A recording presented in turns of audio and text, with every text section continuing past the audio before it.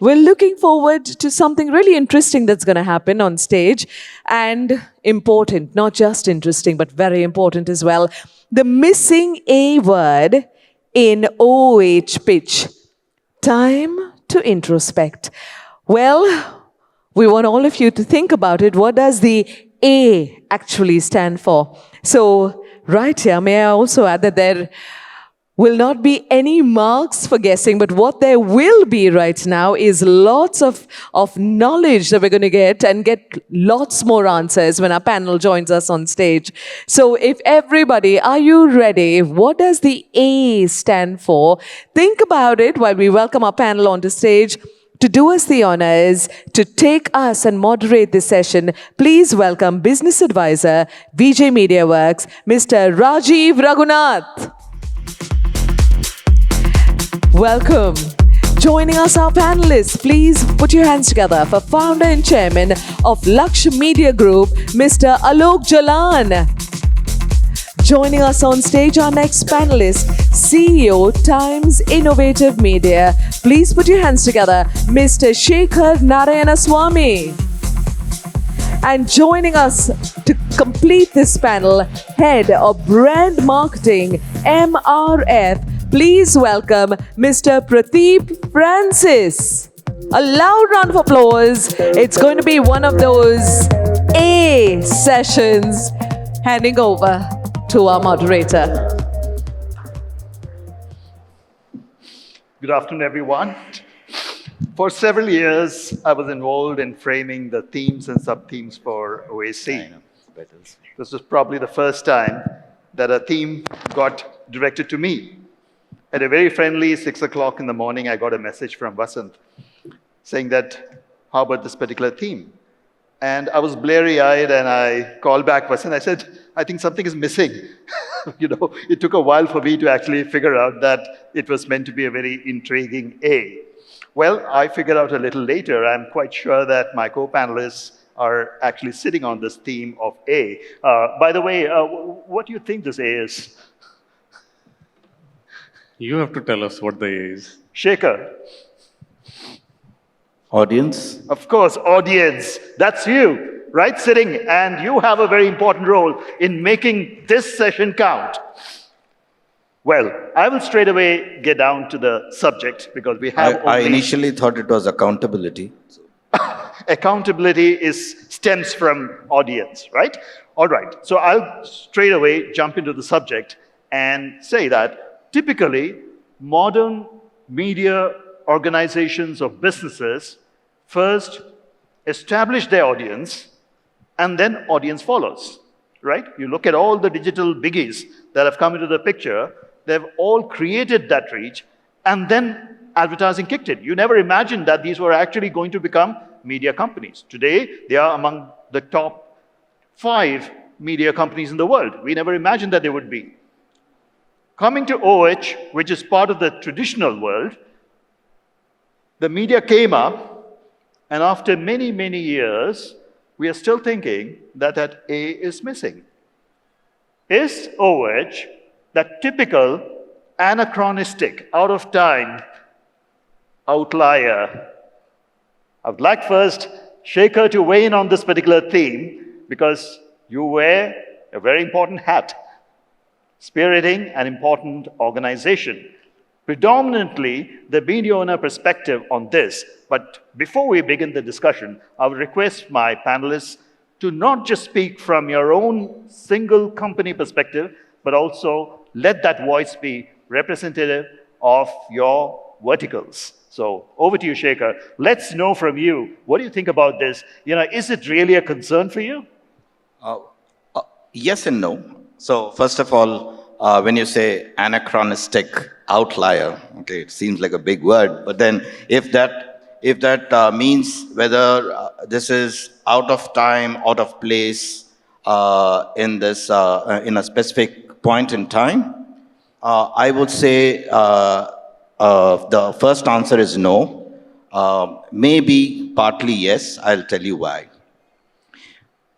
If you're talking about large audience, OH has traditionally been a mass reach medium. It's just that it's taken its audience for granted. That if I'm there, then I must have been seen. I mean, that's how it's been taken. But now things are changing. Audience profiles are changing. It's more targeted. You need to be everyone wants to understand ROIs, and hence from that perspective, OH has been a bit of a laggard. It's taken its time, and it's been very slow. Hopefully, we'll get there.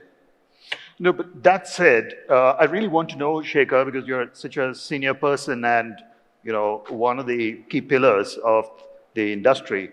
How much this A is part of your overall strategic thinking? Because predominantly, as a media owning firm, you would actually be acquiring very strategic assets, right? And you know the visibility part. But somewhere along, there seems to be a missing link between the way media ownership looks at it and probably from the demand side that has been asking for years together on this platform and others as to show me your audience. So how would you like to respond to that? Okay, you specifically said that shouldn't be talking about our own organization, but then since your question is very specific, we have been, big players in the transit segment, where audience has always been very specific. So we have worked to deliver service to a specific set of audience, and how you do that is what we have used research, we've used data, we have almost 15 years of passenger research, and now earlier, you could do research only once a year. Now you can do it on real-time basis.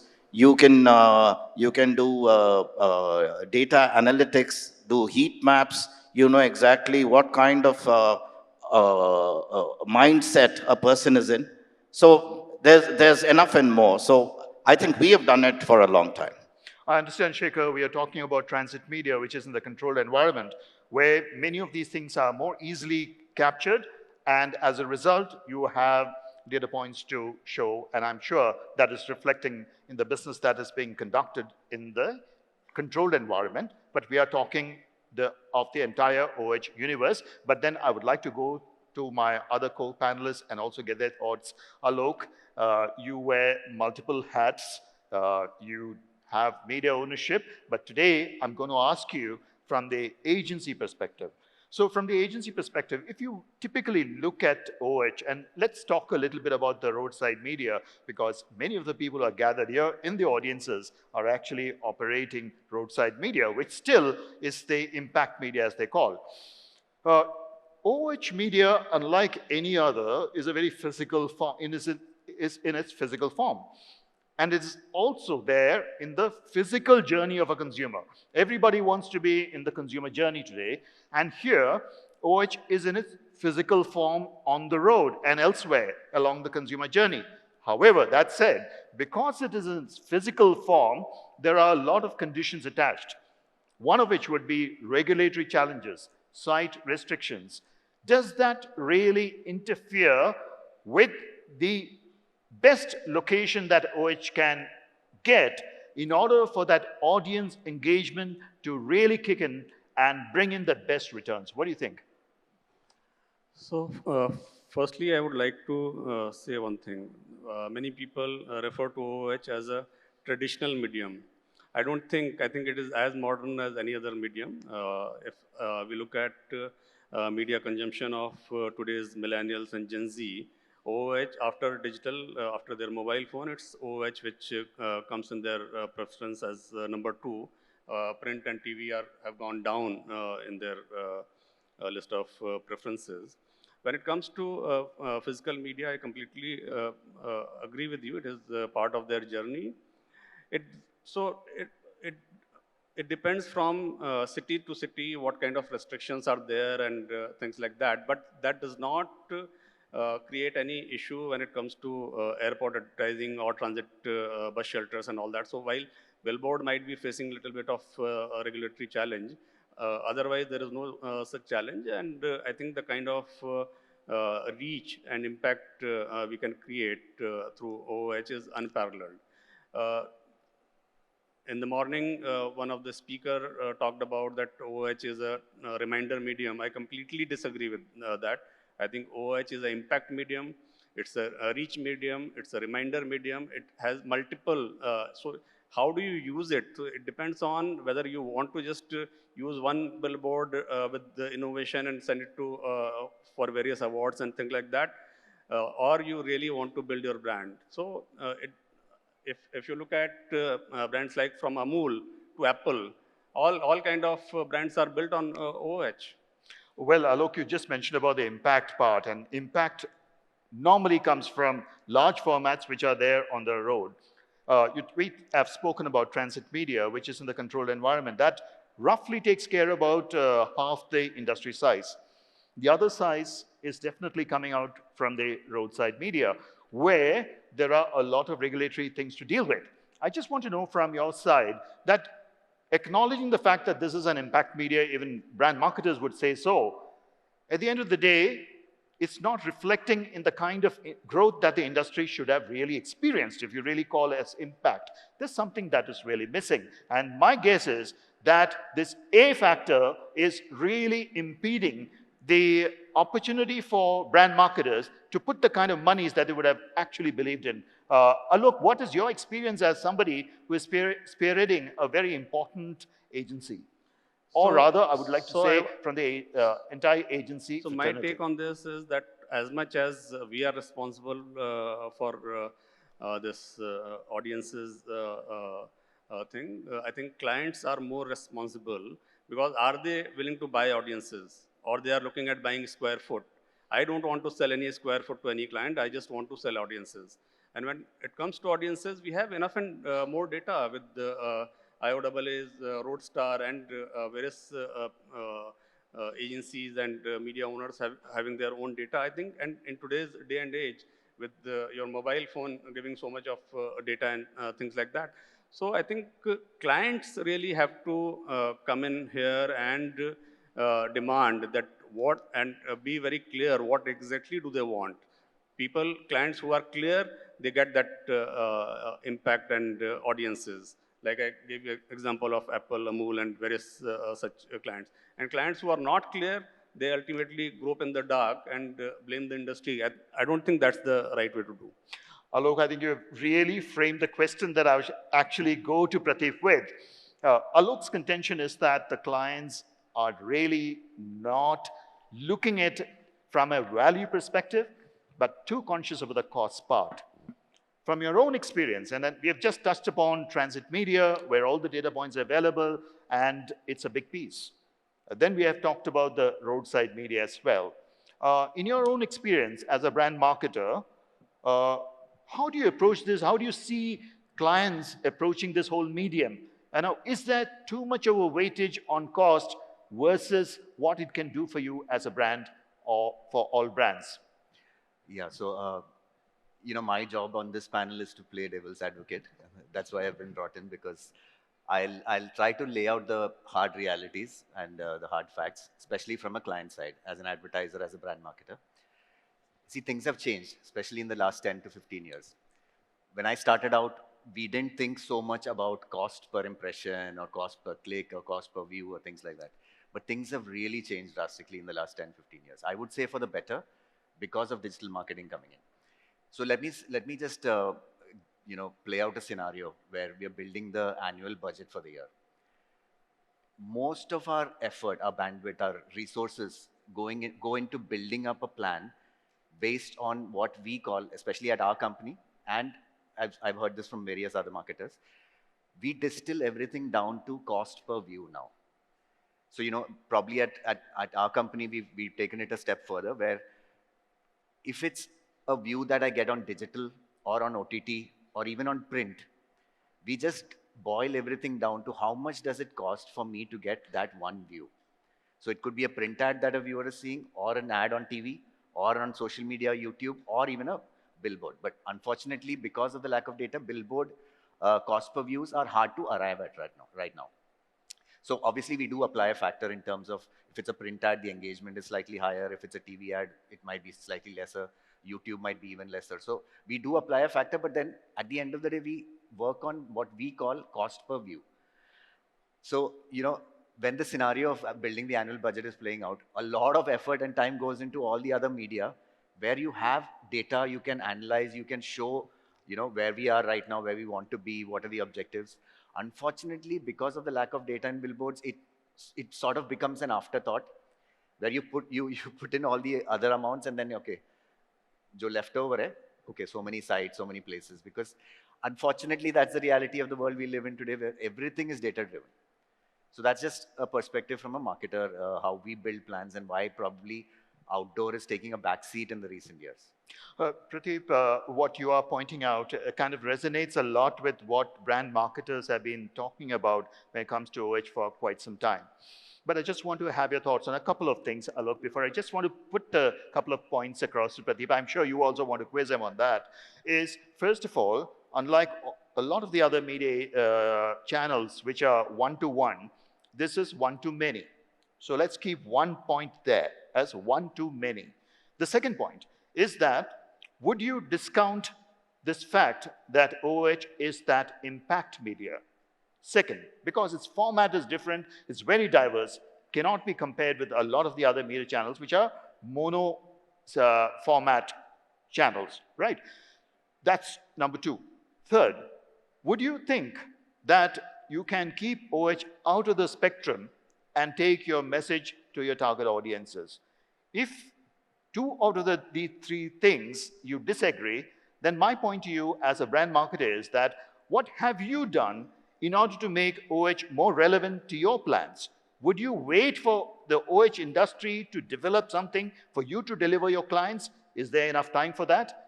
Would you want to lose your clients? Or what was it that you would advocate at this point? So I heard 4 questions. I'll try to answer each one very quickly. Yeah. The first one is one-to-many versus one-to-one. So that's why essentially, Rajiv, what we've done is we've boiled everything down to cost per view. So even though billboard is one-to-many, or a newspaper is one-to-one, or maybe a TV show at prime time might be one to a few in the household, we've broken everything down to cost per view. And that's how we look at it in our organization. And so for OH, how do you work out that cost per view? We can't do that. That's the problem. But we can give you that cost per contact. I don't know who you are dealing with. So you need to approach the right people. If you go to the right people, you will get all the data. The only problem with that, Mr. Alok, is that we'll have to, like someone said in an earlier discussion, that it has to be based on trust. Whereas with TV, you have bar. No, we have industry currency. Okay. We also have industry currency. Yeah, and but to be honest, that's not really been, that's not really been established as an accepted, credible source. So Exactly. It's not like BARC or IRS or even Google or metadata that comes. No, that way even Google and Meta, all these people also fudge their data. You must have seen many reports about that. Well, I think the kind of data out of home can give. No one. We have huge data which we can share with you whenever you have next plan. Please talk to us. Some reputed players from the industry. We have huge repository of data. Alok, I just want to ask you on this particular point. You are saying that there are so many data points that are actually available to justify the spends or the ask for it. What's stopping the industry from actually taking that to the brand marketers such that they're truly impressed with what they have? So I think first thing first is advertisers have to treat this as a media, not as a commodity. And they should just... I just want to weigh in on this particular point. Is that one second. They have to stop involving their commercial department, purchase department. It is not a commodity. Like you appoint other agencies for other media, you please appoint an outdoor agency for your for outdoor media. Don't give it to purchase department. They will buy square foot. They will not buy the real media. They will not buy the audiences which you need. Oh, well, I think I'll ask Shekhar. I'm glad this makes you happy because this is a very important point. Shekhar, I just want to ask you on the same theme. In any kind of a business that is offering a product or a service, The onus is invariably on the service provider or the person who's taking a product to the market to create that demand or to influence the demand side. Is OH doing enough on that? I would say that in controlled environments like transit, it's easier No, to let's do. talk about OH Yeah. overall, No. because transit No, skews the whole yeah, discussion. but if you asked me specifically, have we done enough? I would say yes. Okay, in the transit segment. However, there are, I also think that the belief that OH is a reinforcement medium, that's incorrect. Because as per Cantor, 86% of all smartphone users in India look up an online ad after they have seen it on a billboard. So from that perspective, it is actually triggering, but that trigger is not really being measured properly. If you can have a proper measurement mechanism where somebody can, you can show impact of somebody seeing an ad to the point that it is getting converted. I mean, there are companies that are working on this. That part has been missing. But as Alok said, I know he's being deliberately provocative, but then, yeah, but as Alok said, there is a lot of data that is available. You just have to ask. And if you ask our Outdoor Advertisement Association, we are also working to make sure that there's some kind of a standardization that happens. And specifically, it is not just about a creative. Okay, a creative can be a strong creative, but then how are you engaging the audience? The engagement need not be, your creativity need not be only visual. Your creativity can also be experiential. And you could probably prime through an outdoor advertisement, either in a digital or in a static format, and then subsequently, when it is your subconscious is primed, you reinforce that through an experiential way for the same brand. The that would probably have, that would be more memorable to a brand than just a specific display. All right, Shekhar. Alok, I just want to get your view on this, that as an agency, you would obviously be engaging with multiple brands, right? And you have mentioned about the kind of data or the factors that will actually influence the brand marketers to kind of, look at OH very seriously as part of their brand plans. Now, what could possibly happen? You are all representing some very large organizations, right? And so naturally, your viewpoint will be sounding a lot more evolved. But I would like to have a viewpoint at an industry level, because we are an industry with very large number of operators. So I want a key takeaway from you on what exactly called upon from the media owning firm in engaging with either agencies or brand marketers such that they believe in this medium much more than ever when it comes to audience and accountability. So I feel that all the media owners, however large or small they might be, they are ultimately putting billboards to sell audiences, not that particular space. It's just that they also have to change their language from I have so and so location and so size. Instead of, they can come up with what kind, how much traffic is passing through, and those data are available through municipalities and other things also, because they have to look at all the roads and things like that. Otherwise, one can do their own thing, and they should start talking about visibility more than anything else. I think that will change the overall industry, the style of buying and selling. Uh, Pradeep, uh, it's one thing to have an audience. Of course, we are very lucky that we have a very engaged audience. You have clapped a few times, so we know that you are with us. But however, in the out-of-home space, just the size of an audience is not a validation of a success story, right? You want audience engagement. Now, Shekhar mentioned about this creative aspect, but I want to ask you one thing. Are brand marketers really seriously thinking about how creatively that audience engagement can happen on the OH space? It's not just about numbers. Numbers can come to you today, tomorrow in the best form, but about engagement. Now, where does the onus lie? As a brand marketer, are you really looking at the kind of content on the screen or on the display such that that engagement happens? Do you take accountability for a fact that this particular creative did not deliver? Or are you quickly going to arrive at a solution that OH is not working for you? So that's a very relevant question because especially our brand, many of the audience members might remember there was a time when we used to run in this city we used to run the rain game, where we used to put up the rain game, the monsoon game. We used to put up hoardings which asked viewers to predict when the Mumbai monsoons used to start. Those were many years ago. Things have changed recently. So to answer your question, now before we start discussing the content or the creative or the engagement of the billboard or the outdoor medium, we start talking about numbers, and that's what you asked in the beginning. And when we talk numbers, it is not sheer volume. Because again, we are in the digital space. Our thinking has evolved to, for example, GeoStar offers me 76,000 cohorts. Geography, language, age, affluence, app, ownership, things like that. So that's an extreme case. But I'll just, relate it to our example. For me, 99.9% of my buyers are male, 18 plus. So for me, when I look at outdoor, I cannot look at sheer volumes. I'm not an Amul or a Britannia or a Santur. So for us, numbers, relevant numbers, actual target audience, customer base, all of this comes way before we even think of, okay, what should go up on the billboard? So to answer your questions, numbers are more important, but once those fall into place, then we do look at the creative, but it still takes a backseat, unfortunately. But to what extent are you actually measuring the impact of the creative versus the media? I'll be honest with you.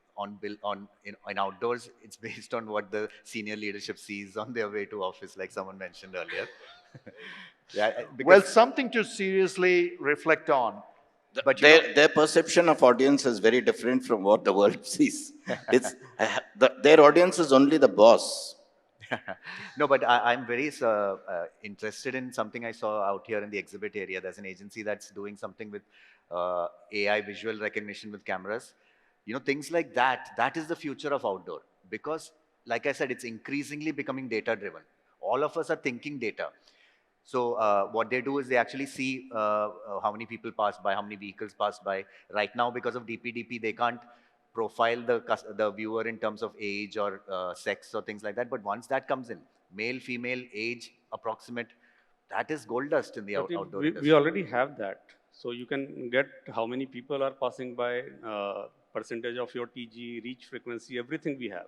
We have a lot of anonymized data. But is that camera tracking or? No, with mobile phones. I think, Shekhar and Alok, I would strongly suggest that when you have so many things that can actually work for OH, I know it may not be the case across the board, but when you start to showcase this better and you actually voice it better, that will definitely inspire a great many people to think that this is really the way to go. But I have a question for Shekhar.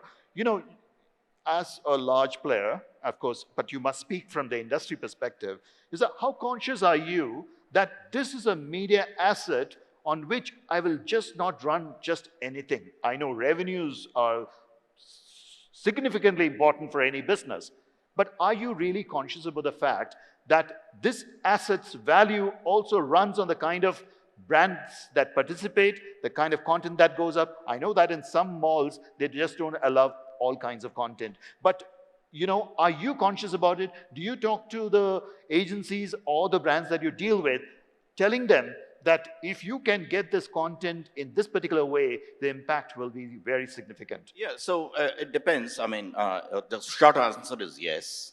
Money is important. But at the same time, most of the contracts that we have, there are some very clear guidelines on what can or cannot be done. So obviously you follow the guideline. But I wanted to make a very provocative observation. And you just said that there's a lot of data available, and as industry, I mean, why is this not moving forward? as an industry, we have traditionally been, we have thrived in opacity.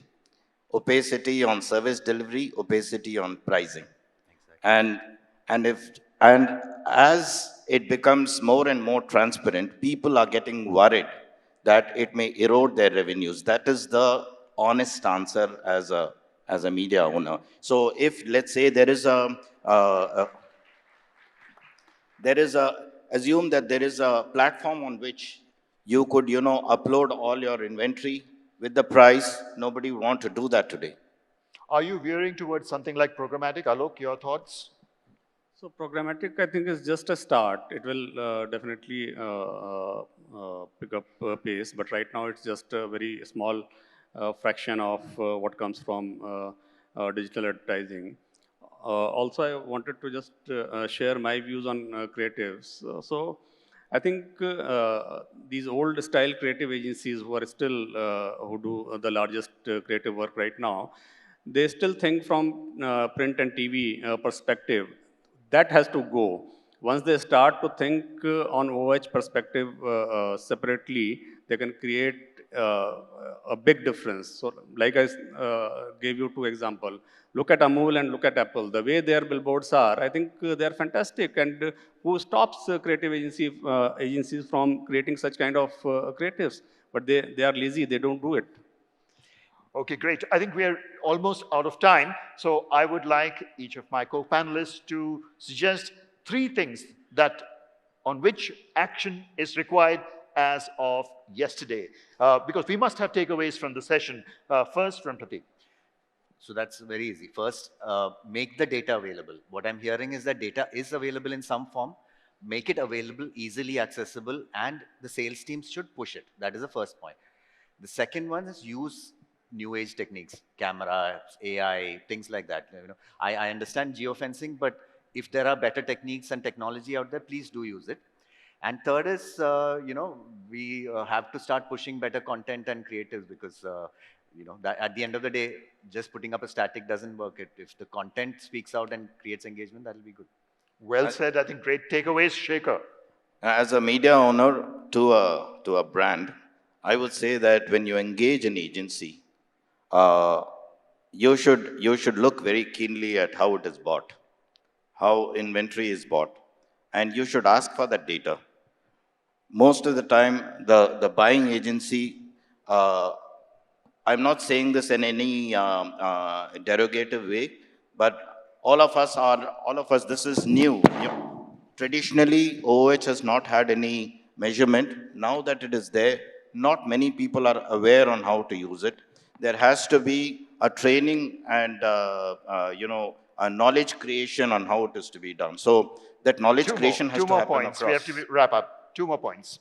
Yeah, so the other is transparency. I mean, I can give you just one point. Transparency, and of course, client needs to be, I mean, the brand needs to be engaged. I mean, engagement along with display.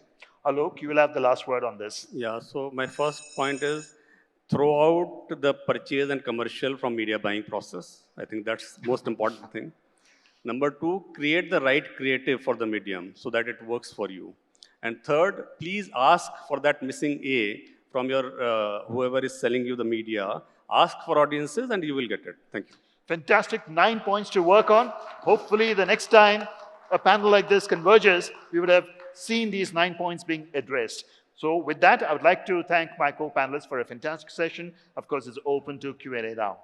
So we've got the questions. Thank you so much. 10 minutes, but to make sure that you have the three questions, please join me in welcoming on the stage Mr. Vipul Mishra of Paytm. Join us. We've got the questions. I know you're still looking down at your iPad. All right. Let's see. 10 minutes on the clock. So we witnessed a lot of good campaigns while we were going through the rounds of jury. And in the evening, we'll come to know who are the winners. Looks like the audience was on steroid because it has already crossed 100 questions on this topic. That goes to show how engaging the discussion was. So I'll just read out the top three, which I feel are worthwhile, while others are also, but I have a constraint of time. What are the ways to measure and optimize audience engagement in OOH advertising?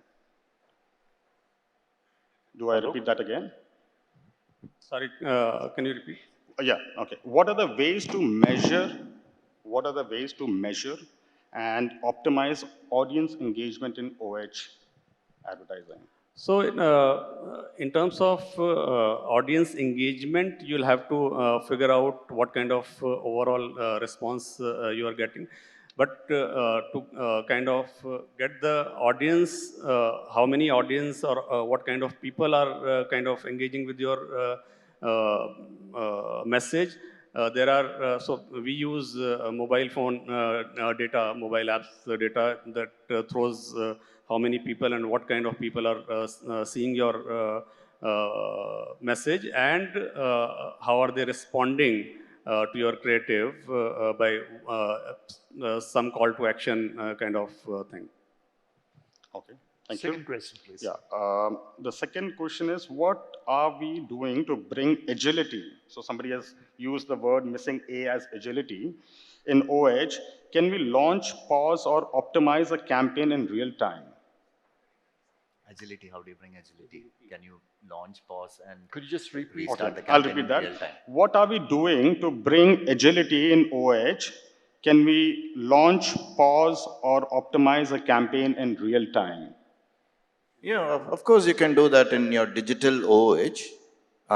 It's as dynamic as you want it to be. So you can have contextual advertisement, you can have programmatic, and you can change them as at will. You can have day parting, you can have ads specifically focused at a specific set of audience. Everything is possible. Okay. Question 3. What tools or insights are specialist agencies using today to deeply understand changing audience pattern post-COVID? What tools are agencies using? Yes. Specialist agencies are using? Are you talking about OH or? Yeah, it is putting to OH only. Yes. So unfortunately, I haven't been informed of any such specialist tools, but if the experts would like to weigh in. So, like I said, there is an industry tool which is called Roadstar. Otherwise, we have our own tool also, which where we have mobile phone data, mobile apps data collected from an aggregator, and that gives us what kind of people are kind of using which road and things like that. So their travel pattern and numbers, so with which we can create reach frequency and all of that, and we share it with our clients regularly. Okay, if you could just also mention the names of the persons who raised those 3 questions, right. And then I'll request the panel to select one question from them. Right. So first one was from Anwar Abbasi from Times. The second was from Tanya Ajanta Advertising. Third was from Farheen Sheikh Rohan Space. Excellent. So, gentlemen, you'll have to... No, I will not. I would leave the experts to do that. Please. So, let us have Pratik. Pratik, you should Pratik, decide on the question. I'm a bit partial to the second one, but I'll leave it to the experts. That's perfect. Excellent. Question That's number fine. 2 is number 2 was launch, pause, and optimize campaign. Yeah, who has asked the question? That was from Tanya Ajanta Advertising. Okay, Tanya. Congratulations, Tanya from Magenta Advertising. Join us. Please join us for the photograph. We've got 10,000 rupees coming your way, Tanya. It's always nice to ask questions. You get the answer, you get the money. Everybody put your hands together for Tanya from Magenta Advertising. Congratulations, everybody in the house. If you're here, put your hands together. What a panel. The missing A and you, the audience, are the missing A. So put your hands together. Don't be missing too much longer. Thank you so much. Yes, we want Mr. Vipul Mishra, sir. If you do us the honors, we've got the mementos coming on out to each one of our panelists and our moderator. Thank you so much for taking us through that amazing session. Please put your hands together for our moderator, Mr. Rajiv Raghunath. Everybody in the audience at the back and everybody in the center, put your hands together.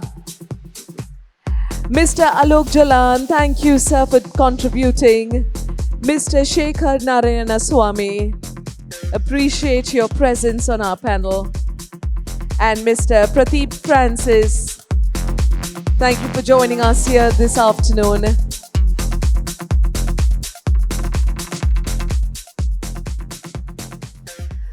Well, we're going to take I'll take this opportunity to thank Rajiv for conducting such a wonderful session. I always feel that when I'm with you, I'm playing on a turning pitch because your questions come from anywhere. So thank you. That was amazing. Thank you so much, sir. Ladies and gentlemen, our panel.